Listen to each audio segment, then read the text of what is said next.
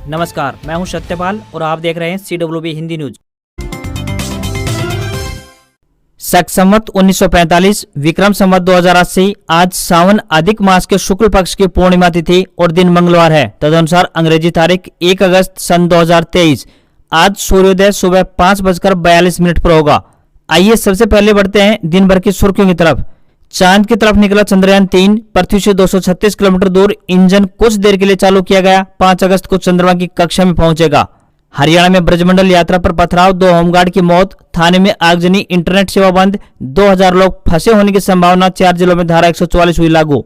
फरीदाबाद पलवल में आज school college बंद रहेंगे। नो हिंसा के बाद डीसी के आदेश जारी, सभी सरकारी और गैर सरकारी शिक्षण संस्थान रहेंगे बंद। हरियाणा शिक्षा मंत्री टैबलेट वापसी पर भड़के, बोले सॉफ्टवेयर क्रैक करने वाले स्टूडेंट्स के खिलाफ होगी कार्रवाई, मां बाप को ध्यान रखने की दी सलाह। हरियाणा में अब मिलावटखोरों पर कसेगा शिकंजा, पंचकुला समेत 21 जिलों में खुलेंगी लैब, लोग 20 रुपए में करा सकेंगे खाद्य सामग्री की जांच। चंडीगढ़ पीजीआई में खुला रेड आई कॉर्नर, आई फ्लू के रोजाना 80 मरीज आ रहे हैं, संक्रमण फैलने से रोकने के लिए शुरू किया गया। हिसार में जिला पार्षदों का अनिश्चितकालीन धरना शुरू, 8 महीने से नहीं हुए विकास कार्य, 28 लाख रुपए की ग्रांट मिली, टेंडर लटके। इनकम टैक्स रिटर्न भरने की डेडलाइन खत्म, 6.5 करोड़ से ज्यादा लोगों ने फाइल किया ITR, अब रिटर्न भरने के लिए देना होगा फाइन। CRPF कांस्टेबल परीक्षा 2023 अपडेट, इस हफ्ते जारी होगा रिजल्ट, कैटेगरी वाइज रिलीज किए जाएंगे कट ऑफ मार्क्स। और अब खबरें विस्तार से। हरियाणा में आज कुछ शहरों में हल्की से लेकर मध्यम बारिश होने का अनुमान है। मौसम विभाग ने इसको देखते हुए सूबे में बारिश को लेकर कोई अलर्ट जारी नहीं किया गया है, लेकिन 2 अगस्त से सूबे में फिर से मानसून एक्टिव होने के आसार हैं। इस दौरान तेज हवाओं और गरज चमक के साथ अधिकांश जिलों में बारिश होने के आसार जताए गए हैं। वहीं फतेहाबाद जिले में अब जिन गाँव में पानी रुका है उनको छोड़कर पूरे जिले में 1 अगस्त यानी आज से स्कूल खोलने के आदेश प्रशासन द्वारा जारी कर दिए गए हैं। हालांकि टोहाना व फतेहाबाद के जिन इलाकों में बाढ़ नहीं आई थी उनमें पहले से स्कूल खोल दिए गए थे। हरियाणा में अभी भी 606 गांव और 33 शहरी क्षेत्रों में बाढ़ का प्रभाव है। इन इलाकों में अब बीमारियों को लेकर हेल्थ विभाग ने अलर्ट जारी किया है। 24 घंटे के आंकड़ों को यदि हम देखें तो 205 और लोगों को बुखार हुआ है, जिससे इन मरीजों की संख्या बढ़कर 10,219 तक पहुंच गई है। वहीं स्नेक बाइट के मामलों में वृद्धि दर्ज की गई है। अब तक 59 स्नेक बाइट केस मिल चुके हैं।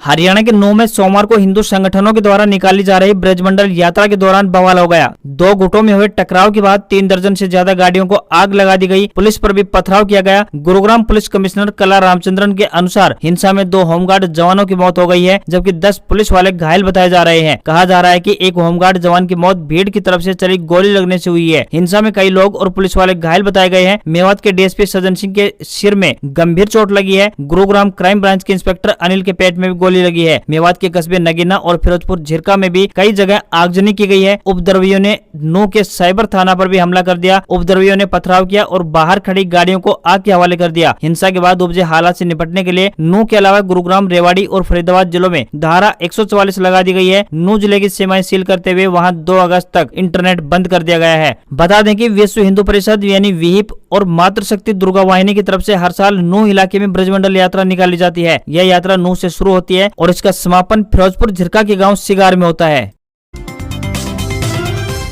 हरियाणा के गृह मंत्री अनिल विज ने कहा है कि केंद्र सरकार पैरामिलिट्री फोर्स की 3 कंपनियों को नूंह में एयर ड्रॉप कर रही है। वहां फंसे लोगों को निकालने के लिए अतिरिक्त फोर्स भेजी जा रही है। हरियाणा के DGP PK अग्रवाल सोमवार देर रात नूंह पहुंचने की उम्मीद है। नूंह के नलहड़ शिव मंदिर में अभी भी काफी लोगों के फंसे होने की बात सामने आई है। इनकी संख्या 2000 के करीब बताई जा रही है, जिसमें काफी संख्या में महिलाएं हैं। इनमें करनाल, अंबाला, जींद, हिसार, नारनौल, गुरुग्राम, फरीदाबाद, सोनीपत, रेवाड़ी और रोहतक के लोग शामिल है। ये सभी यात्रा में शामिल होने गए थे। हिंसा शुरू होते ही व्यापारियों ने अपनी दुकानें बंद कर दी। सोमवार दोपहर को सबसे पहले तिरंगा पार्क के पास हिंसा भड़की, जिसने देखते ही देखते पूरे नूंह शहर को अपनी चपेट में ले लिया। इस दौरान पुराना bus stand, hotel bypass, main बाजार, अनाज मंडी और गुरुग्राम अलवर हाईवे पर एक के बाद एक गाड़ियां फूंक दी गई। नूंह स्थित गुरुग्राम अलवर नेशनल हाईवे पर हीरो कंपनी के शोरूम से उपद्रवियों ने 200 बाइकें लूट ली। नूंह में भड़की हिंसा की चिंगारी मंदिरों तक भी पहुंच गई। नूंह सिटी में पलड़ी रोड शमशान घाट के पास काली माता मंदिर में उपद्रवियों ने खूब तोड़फोड़ की। भीड़ इतनी बेकाबू थी कि उसने मंदिर के आसपास के घरों पर भी जमकर पत्थरबाजी की ताकि वहां से कोई बाहर न निकल पाए। हिंसा शुरू होते ही पूरे नूंह शहर की मार्केट बंद हो गई। हिंसा के कारण शहर के ज्यादातर इलाकों में भय और तनाव का माहौल बना रहा। साथ ही नूंह अनाज मंडी में कुछ व्यापारियों से लूटपाट की बात भी सामने आई है। हालांकि आधिकारिक रूप से इसकी पुष्टि नहीं हो पाई है। 9 में दो पक्षों के बीच हुई हिंसा को लेकर हरियाणा के गृह मंत्री अनिल विज ने केंद्र सरकार से मदद मांगी है। इसकी पूरी जानकारी भी केंद्र सरकार को दे दी गई है, जिसके बाद केंद्र नूह जिले में हिंसा प्रभावित क्षेत्र में 3 company paramilitary force air drop कर रही है। विज ने नूह में अतिरिक्त सुरक्षा बल भेजने के भी निर्देश जारी कर दिए हैं। उन्होंने नूह से लगते जिलों में भी अलर्ट जारी करने के स्थानीय प्रशासन को आदेश जारी किए हैं। इसी बीच डीजीपी पीके अग्रवाल ने सोमवार देर रात को भिवानी के एसपी नरेंद्र बिजानिया को नूह जिले का अतिरिक्त चार्ज सौंपते हुए उन्हें वहां पहुंचने का आदेश दिया है। नूह के एसपी वरुण सिंगला के छुट्टी पर होने की वजह से वहां का अतिरिक्त चार्ज पलवल के एसपी लोकेंद्र सिंह के पास था। नूह हिंसा और उसके बाद बिगड़ते हालात को देखते हुए डीजीपी ने लोकेंद्र सिंह से नूह का चार्ज वापस लेते हुए भिवानी के एसपी नरेंद्र बिजानिया को स्थिति संभालने का जिम्मा सौंपा है। दरअसल बिजानिया लंबे समय तक नूह में एसपी रह चुके हैं और इसी नाते उन्हें वहां का अच्छा अनुभव भी है। इसी वजह से सरकार को उन्हें दंगा रोकने की जिम्मेदारी सौंपी है। हरियाणा के नूह में हुए दंगे का असर पलवल और फरीदाबाद में भी देखने को मिला है। दोनों जिलों में 1 अगस्त यानी आज सारे सरकारी और गैर सरकारी शिक्षण संस्थान बंद रहेंगे। नूह में हुई हिंसा के बाद दोनों जिलों के डीसी की ओर से सोमवार देर शाम को एहतियाती तौर पर कदम उठाते हुए ये आदेश जारी कर दिए हैं। साथ ही मेवात की ओर से उत्तर प्रदेश और हरियाणा की ओर जा रहे वाहन चालकों से भी मारपीट की बात सामने आई है। होडल अस्पताल में उपचाराधीन दंगे का शिकार घायल रोते हुए ये कहते हुए नजर आ रहे हैं कि आखिर उनका कसूर क्या था। हरियाणा के गुरुग्राम पहुंचे केंद्रीय मंत्री नितिन गडकरी ने लोगों से बड़ा प्रॉमिस किया। उन्होंने कहा कि जल्दी ही आप लोगों को जाम से निजात दिलाएंगे। उन्होंने बताया कि दिल्ली का ring road urban extension road project Panipat से प्रारंभ हो रहा है, जिसके चालू होने से एयरपोर्ट पहुंचने में सिर्फ 15 से 20 मिनट का समय लगेगा। गुरुग्राम में भारत अंतर्राष्ट्रीय सांस्कृतिक केंद्र के शिलान्यास महोत्सव में पहुंचे गडकरी ने दावा किया कि 6 महीने के अंदर यहाँ के लोगों को ट्रैफिक जाम से मुक्ति मिल जाएगी। द्वारका एक्सप्रेस वे का काम भी पूरा हो रहा है, उसके बाद सीधे सोहना तक निकला जा सकेगा। केंद्रीय मंत्री ने कहा कि दिल्ली से जयपुर अब 2 घंटे में पहुंचा जा सकता है। वहीं दिल्ली में जो कूड़े के ढेर थे उसका भी सरकार ने सड़क बनाने में इस्तेमाल किया है। सरकार ने 30 लाख टन कचरा सड़क बनाने में डाला है। हरियाणा में इन दिनों स्कूली बच्चों के द्वारा टैब के दुरुपयोग किए जाने को लेकर काफी बवाल मचा हुआ है। पंचायतें सामूहिक रूप से टैब सरकार को वापस कर रही हैं। पंचायतों के इस रुख पर राज्य के शिक्षा मंत्री कंवरपाल गुर्जर ने कड़ा रुख अख्तियार किया है। उन्होंने कहा है कि सॉफ्टवेयर क्रैक करने वाले बच्चों के खिलाफ सरकार सख्त कार्रवाई करेगी। इसके अलावा उन्होंने माँ बाप को भी बच्चों की देखभाल करने की सलाह दी। पंचायतों द्वारा बच्चे से टैब वापसी के लिए लिखे गए पत्र पर शिक्षा मंत्री ने कहा कि 100 बच्चों में से किसी एक बच्चे ने इस तरह की हरकत की है। मैं मानता हूँ कि बच्चों ने सॉफ्टवेयर का लॉक तोड़ लिया होगा, लेकिन इसके लिए भी सरकार जिम्मेदार नहीं है। क्या बच्चे की माँ बाप के प्रति जिम्मेदारी नहीं है? क्या माँ बाप इतने गैर जिम्मेदार हैं कि उन्होंने सारा जिम्मा सरकार पर ही सौंप दिया है कि सारा कुछ सरकार ही देखेगी? बच्चे तो इंटेलिजेंट हैं, लेकिन कुछ माँ बाप सामर्थ्य नहीं है। हमने टैब इसलिए उपलब्ध करवाए कि बच्चा पीछे न रह जाए, शिक्षा अच्छे से ग्रहण करे। शिक्षा मंत्री ने कहा कि हम इस प्रकार की व्यवस्था कर रहे हैं कि बच्चा अगर इस प्रकार अब कोई हरकत करता है तो उसके खिलाफ कार्रवाई की जाएगी। हरियाणा सरकार की कैबिनेट मीटिंग अगस्त के पहले सप्ताह में होगी। इसके लिए 4 अगस्त की डेट फाइनल कर दी गई है। मुख्यमंत्री मनोहर लाल खट्टर मीटिंग की अध्यक्षता करेंगे। दोपहर बाद 3 बजे हरियाणा सचिवालय में मीटिंग होगी। इस मीटिंग में हरियाणा विधानसभा की मानसून सत्र की तारीख पर मुहर लगाई जाएगी। संभावना ये भी है कि 25 अगस्त के बाद इस सत्र की डेट फाइनल की जाएगी। इसके अलावा भी कई अहम फैसलों को कैबिनेट मीटिंग में चर्चा की जाएगी। अगस्त महीने में होने वाली मीटिंग में इसके अलावा गुरुग्राम के काशन गाँव में जमीन का मुआवजा और स्टेट कैरेज स्कीम 2016 में संशोधन के प्रस्ताव को मंजूरी मिल सकती है। यह दोनों प्रस्ताव कैबिनेट मीटिंग में रखे गए थे, लेकिन विभिन्न कारणों से इन्हें आगे के लिए टाल दिया गया था। मीटिंग में कुछ अफसर और कर्मचारियों को सेवा विस्तार पर भी मुहर लग सकती है।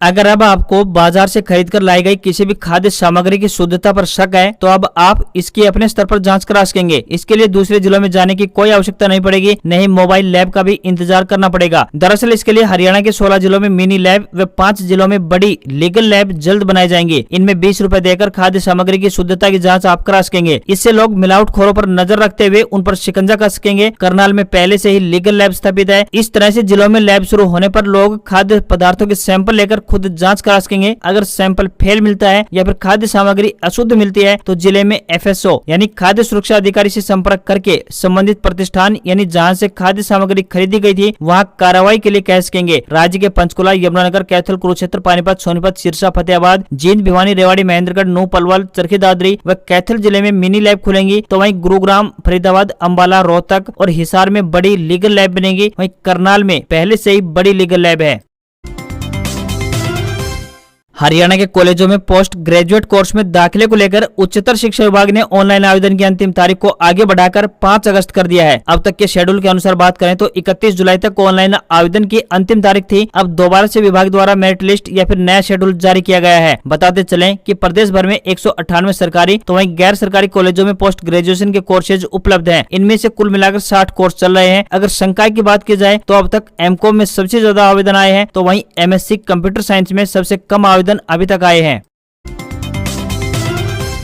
हरियाणा के महेंद्रगढ़ के गांव भालकी और गांव कोथल कला में सोमवार को सैकड़ों ग्रामीणों ने बिजली के बिल जलाए। कार्यक्रम आप पार्टी के युवा प्रदेशाध्यक्ष के नेतृत्व में हुआ और इसमें महंगी बिजली पर रोष जताया गया। ग्रामीणों ने बिल जलाते हुए भाजपा सरकार के खिलाफ रोष प्रकट किया। आम आदमी पार्टी द्वारा चलाए जा रहे बिजली आंदोलन का समर्थन किया गया। आम आदमी पार्टी युवा प्रदेशाध्यक्ष डॉक्टर मनीष यादव ने बताया कि बीजेपी सरकार में हरियाणा की आम जनता महंगी बिजली से परेशान है। उन्होंने बताया कि हरियाणा में 200 यूनिट का बिजली बिल लगभग 1100 रुपए और 300 यूनिट का बिजली बिल लगभग 1800 रुपए आता है, जबकि केजरीवाल सरकार के द्वारा दिल्ली और पंजाब में मुफ्त बिजली आती है और बिजली का बिल 0 आता है। बीजेपी सरकार के द्वारा हरियाणा के शहरों में लगभग 6 से 8 घंटे तो वहीं गांव में लगभग 8 से 10 घंटे तक की पावर कट लगती है। सोचने वाली बात यह है कि एक तरफ हरियाणा में खट्टर सरकार महंगी बिजली के द्वारा जनता की जेब काटकर लोगों को परेशान कर रहे हैं, तो वहीं दूसरी ओर हरियाणा से सटे हुए दिल्ली और पंजाब में अरविंद केजरीवाल व सरदार भगवंत मान की सरकार जनता को हजारों रुपए का फायदा और अच्छी सहूलियत भी दे रहे हैं, तो हरियाणा में क्यों नहीं मिल सकती। इसरो के वैज्ञानिकों ने चंद्रयान 3 को पृथ्वी के ऑर्बिट से चांद की तरफ भेजा। इसे ट्रांसलूनर इंजेक्शन यानी TLI कहा जाता है। इससे पहले चंद्रयान ऐसी अंडाकार कक्षा में घूम रहा था जिसकी पृथ्वी से सबसे कम दूरी 236 किलोमीटर और सबसे ज्यादा दूरी 1,27,603 किलोमीटर थी। अब 5 अगस्त को यह चंद्रमा की ऑर्बिट में पहुंचेगा और 23 अगस्त को चंद्रमा पर लैंड करेगा। ट्रांसलूनर इंजेक्शन के लिए बेंगलुरु में मौजूद इसरो के हेडक्वार्टर से वैज्ञानिकों ने चंद्रयान का इंजन कुछ देर के लिए चालू किया। इंजन फायरिंग तब की गई जब चंद्रयान पृथ्वी से 236 किलोमीटर की दूरी पर था। चंद्रयान 3 में लैंडर, रोवर और प्रोपल्सन मॉड्यूल हैं। लैंडर और रोवर चांद के साउथ पोल पर उतरेंगे और 14 दिन तक वहां प्रयोग करेंगे। प्रोपल्सन मॉड्यूल चंद्रमा की कक्षा में रहकर धरती से आने वाले रेडिएशन का अध्ययन करेगा। इस मिशन के जरिए इसरो यह पता लगाएगा कि चांद की सतह पर भूकंप कैसे आते हैं। यह चंद्रमा की मिट्टी का अध्ययन भी करेगा।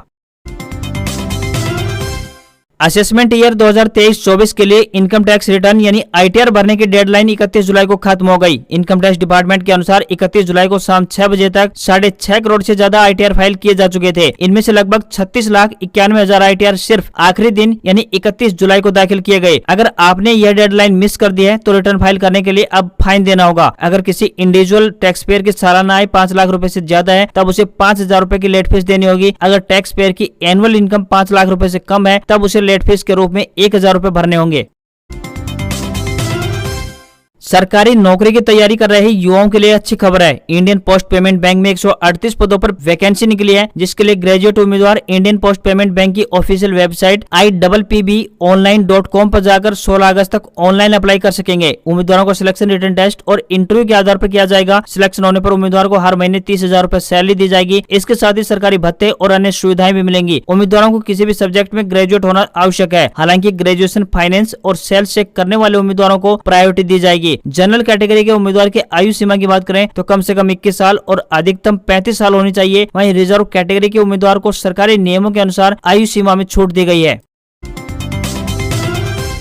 हरियाणा में क्लर्क अब पीछे हटने के मूड में दिखाई नहीं दे रहे हैं। सरकार ने नो वर्क नो पे का आदेश जारी कर दिया है, जो 5 जुलाई से ही लागू माना जाएगा। सरकार इन कर्मचारियों को हड़ताल के दिनों का वेतन नहीं देगी। दूसरी ओर क्लरिकल एसोसिएशन वेलफेयर सोसाइटी ने भी ऐलान कर दिया है कि यदि सरकार नो वर्क नो पे लागू कर रही है तो क्लर्क भी जब ड्यूटी पर लौटेंगे तो जिन दिनों का वेतन काटा जाएगा उन दिनों का पेंडिंग काम नहीं करेंगे। एसोसिएशन दबाव में आने की बजाय अपना आंदोलन और उग्र करेगी। अब तक सिर्फ शांति से धरने चल रहे थे, परंतु अब धरना स्थलों पर सरकार के खिलाफ नारे गूंजेंगे। परिजनों को भी धरना स्थल पर लेकर आएंगे। सरकार के पुतले फूके जाएंगे। एसोसिएशन के प्रदेश महासचिव कर्ण सिंह मोगा का कहना है कि अब धरना स्थलों पर काले झंडे लगाए जाएंगे। सरकार को 5 दिनों का समय दिया गया है, फिर बड़ा आंदोलन किया जाएगा। उल्लेखनीय है कि राज्य के क्लर्क 35,400 रुपए पे स्केल की मांग को लेकर 5 जुलाई से अवकाश पर हैं। हरियाणा में क्लर्कों की हड़ताल के कारण बंद पड़े रजिस्ट्री के काम को फिर से प्रारंभ करने के लिए हरियाणा सरकार ने एक बड़ा फैसला लिया है। सरकार ने क्लर्कों की भूमिका खत्म कर दी है। रजिस्ट्री के लिए आवेदन अब सीधे तहसीलदार के पास जाएगा और वहीं से रजिस्ट्री एंट्री हो जाएगी। इसके लिए सरकार ने तहसीलों में इस्तेमाल होने वाले वेब हैरिस सॉफ्टवेयर में भी बदलाव कर दिया है। इसके चलते लिपिकों का लॉगिन हटा दिया गया है। और अंत में चलते चलते सोने व चांदी के भाव की बात कर लेते हैं। 22 कैरेट और 24 कैरेट सोने की कीमतों में गिरावट देखने को मिली है। 24 कैरेट सोने का ताजा भाव 60,280 रुपए प्रति 10 ग्राम, तो वहीं 22 कैरेट सोने का ताजा भाव 55,250 रुपए प्रति 10 ग्राम के स्तर पर है। वहीं 1 किलो चांदी की कीमत 77,000 रुपए पहुंच गई है। आज खबरों में इतना ही। देखते रहिए हरियाणा का सबसे बेहतरीन news channel CWB Hindi news. नमस्कार। आप अपनी प्रतिक्रियाएं कमेंट बॉक्स के माध्यम से अवश्य भेजते रहें। आपकी प्रतिक्रियाएं हम तक पहुंच रही हैं। अगर वीडियो अच्छे लगे तो लाइक और शेयर करना ना भूलें। नमस्कार।